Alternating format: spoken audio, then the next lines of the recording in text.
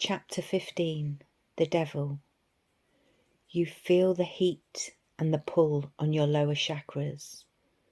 This is a dark feeling, but you know you must face the shadows in order to gain that balance and control over your life, just like the Temperance said. You see a cave ahead of you. It's like a dark void, but there is a glimmer of light right at the end. Can you journey through the dark that far? Not being able to see what's in front of you? How do you step if you're unable to see? Your mental mantle tries to overtake, making you doubt, making you question all of it. It's overwhelming and you're desperate to run away. But you know, if you are to run now, you will always be running. You take a deep breath and center yourself in the present.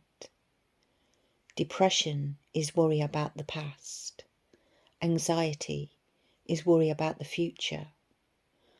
What if we simply be in the now, in the bubble of the present, so your mind can't take over and the negative ego rear its ugly head? You've done so well in the battles, but this has been in preparation for the final battle, the fight of the darkness. You see, there are many obstacles that can't always be overcome, but they can be worked around. Sometimes we have to take a slightly different route, but it doesn't mean we shall not arrive at the desired destination. Just maybe we need to learn a lesson on the detour. So many shadows have been faced. This is your darkness. The devil is the vibration here. The devil is the darkness we must face within ourselves.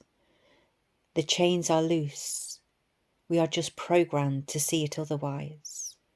The materialism, lust, creed, and the deadly sins we have come to understand. Just maybe, if we addressed each of them within our existence, it would set our souls free. Pride, greed, lust, envy, gluttony, sloth, wrath. You've experienced feeling each and every single one. But how did you deal with them? The negative ego death. You understand the 3D program is designed for you to stay within those energies, when in fact you can see all of it. The darkness, the net that is made to catch you in an over-consuming society, when enough is never enough, wanting bigger and better and feeding our souls to a place where they can no longer breathe. You see the world as unbalanced. You see God as in heaven, but you feel darkness has taken the earth. So if we all knew the lies and manipulation we could all see in the darkness. That's the key. We see the darkness for what it is. Our choice has always been our choice. We have every single right to choose. So what shall we choose? If only everyone knew this. You see light at the end of the tunnel and journey carefully towards it, overcoming the obstacles in your path, step by step. Arriving at the end, you see it isn't in fact an opening, but a door, and it's glowing all around the edges. You try the door, but it's locked. Where is the key? Trying to peer in the dark all around you, it's hard to see. You sit upon the ground exhausted and pray. How do I get out? Where is the key? You hear a voice say, the key lay within you. How are you the key? In you where? Darkness takes over you and you begin to sob, exhausted from the journey taken, trusting the whole time only now to hit a dead end. You start analysing and overthinking everything. The shadows begin to creep in. Maybe the door won't open because you're not good enough. All these dark thoughts engulf your mind and you sob and you sob. You've tried so hard and the pity party continues. When the sobs are no more and you are beyond exhausted, you lay on your back and gaze up at the cave ceiling. You felt completely empty and numb. You felt disconnected and completely lost. How much more does your heart and soul have to go through? The darkness is too much, but you know you can't go back now. You've come too far. You can't hear, you can't see. You are surrounded by complete darkness. Yet to your surprise, you don't fear. You feel a pring in your heart. It's been black for hours. This small spark radiates through you in a millisecond. You jolt up and sit cross-legged with your palms placed upon your knees.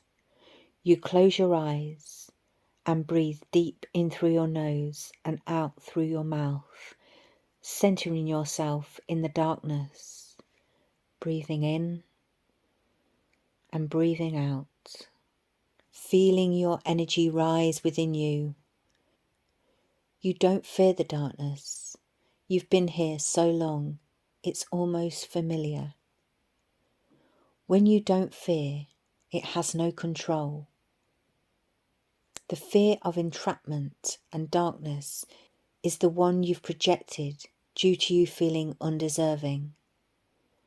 The 3D people and program have made you feel that lack within yourself. You realise that this is a projection of their energy, not yours.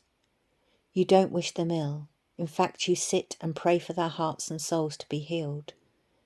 And you lay it down in your mind's eye at the feet of the angels. You know in your soul that there are situations that are not your burdens to carry. People project negative energy, hate, envy, jealousy, because they are in fact in pain. If they did the inner work, they wouldn't carry such darkness. Understanding this, you can let it go. You no longer have to have these people in your existence. You understand that too. Release them in love. Your respect for yourself is love. You understand that when you truly love yourself unconditionally, you may love others that way too. You feel your heart open. A surge of beautiful light radiates through you. You open your eyes to see a beautiful violet flame triangle surrounding you. You watch the shadows leaving your vessel and being transmuted through the energy of the violet flame into pure divine light. The reason you don't fear is your belief in the higher power. That belief is also that belief in you. Just look at the darkness that you've overcome, the chains you've broken in the process, the utter strength you found when you thought you had nothing left. It's ignited the power of your spiritual sight, your deeper connection to the universe and source. Through the shadows, you've had a revelation, and you're not going to quit now. Not from the negative ego, but asking for assistance from source and your blind faith you hold within your heart and soul. Your blind faith and deep connection to the divine, you decide to thank the darkness. You thank the darkness for the lessons you've learnt, the resilience you've built, and the beautiful light being you've become in the process. And like a phoenix rising from the ashes, you realise the rebirth is always needed.